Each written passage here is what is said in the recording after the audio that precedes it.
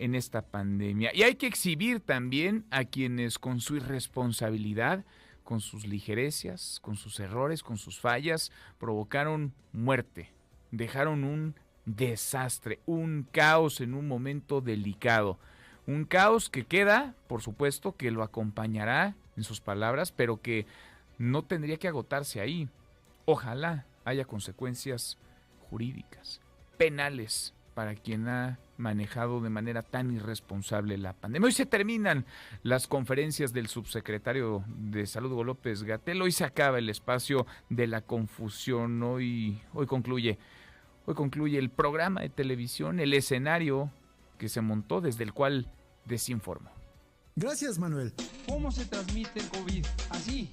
¿Cómo se transmite el COVID? Así. Hoy lo que tenemos de impresentables es un especial del subsecretario Hugo López-Gatell porque se le acabó el show. Pobrecito, se va del escenario y es una pena porque sus recomendaciones contra el COVID-19 siempre fueron tan profesionales.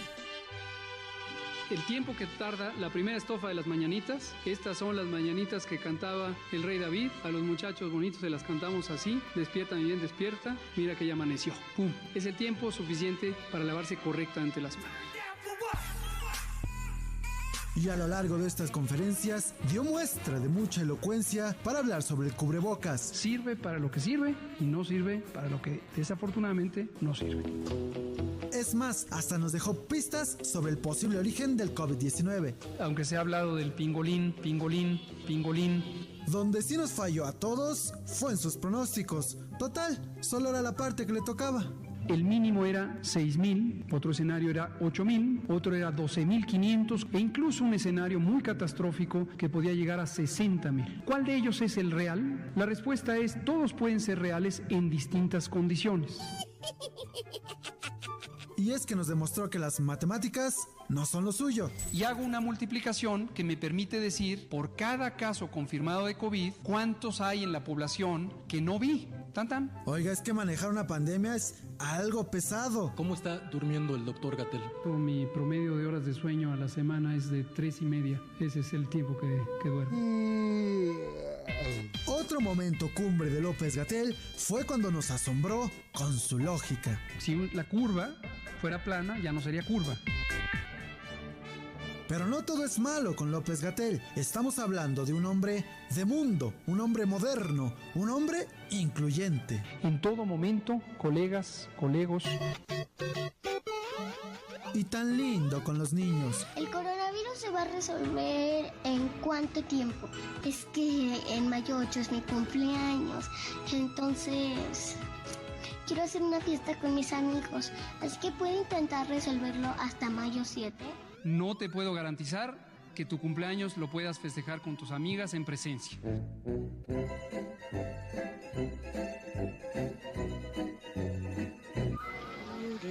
Lo que sí debemos reconocerle es que se partió la cabeza para darnos uno que otro consejo que a nadie se le hubieran ocurrido. ¿Alguna recomendación ahora que se están presentando las lluvias? ¿Qué recomiendo contra la lluvia? Pues nada más usar un paraguas para no mojarse, ¿no? ¿Cómo se transmite el COVID? Yo soy Eric Alcántara y le deseo feliz viernes. Se transmite achú.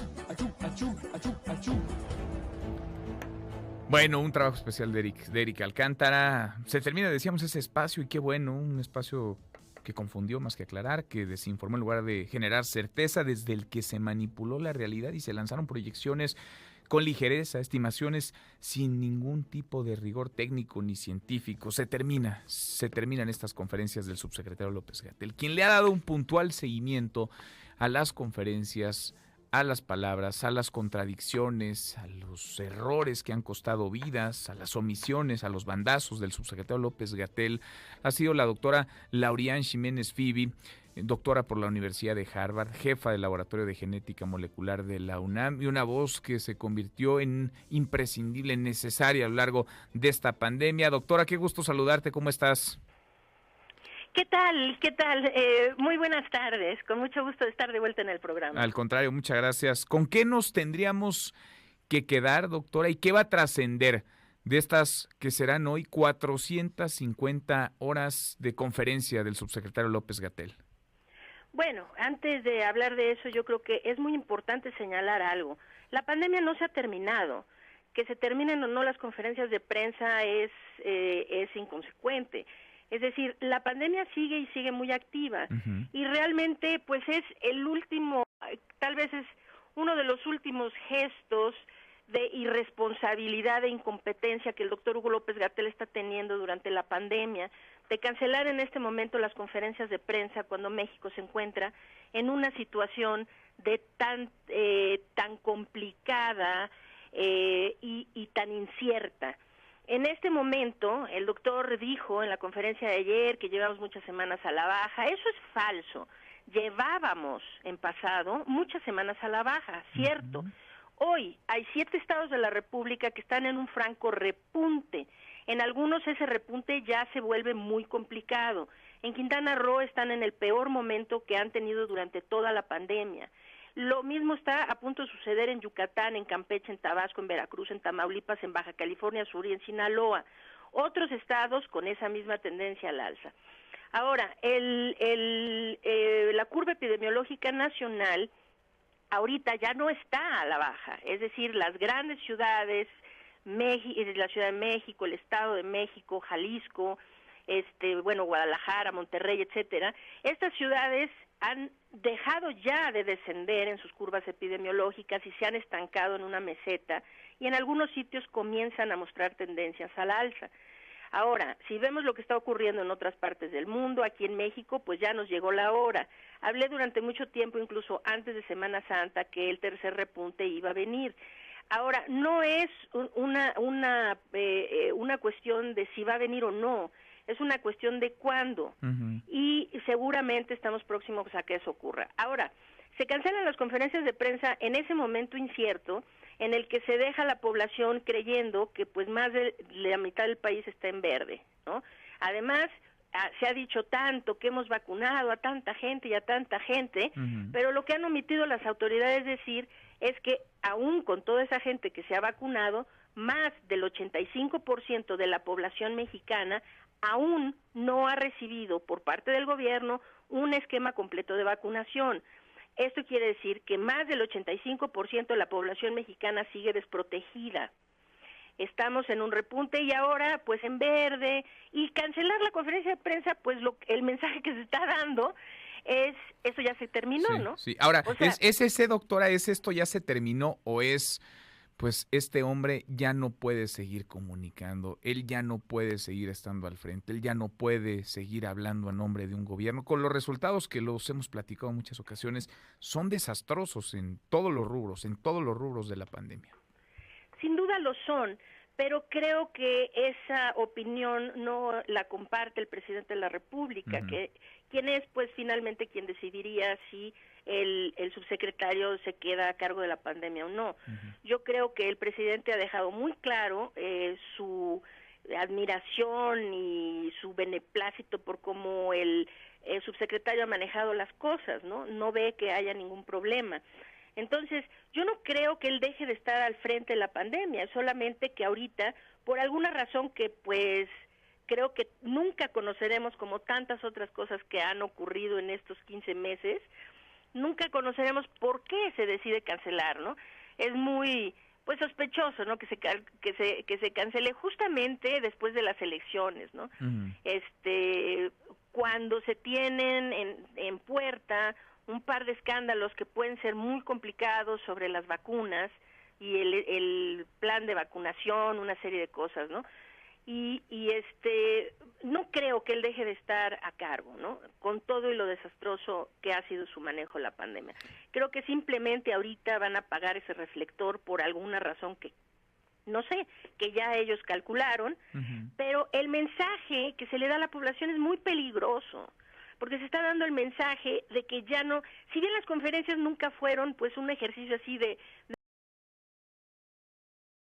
mucha información útil y valiosa y demás, pero por lo menos la población tenía siempre el sentimiento con esas conferencias de que seguíamos en un estado de emergencia, que seguíamos con un problema tal que se requería tener esas conferencias extraordinarias, ¿no?